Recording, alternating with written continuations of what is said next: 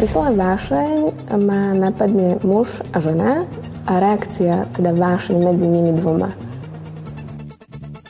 Mojou vášňou je rýchle jazdenie, pretože mi to ukazuje niečo, ako je móda. Móda je veľmi rýchla a preto aj tá rýchla jazda sa vo mne tak odráža.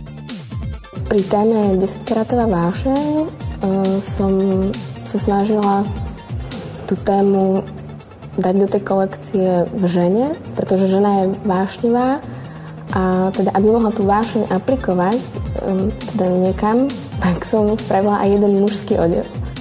A červená je vášnivá, dravá, ostrá, prudká ako móda.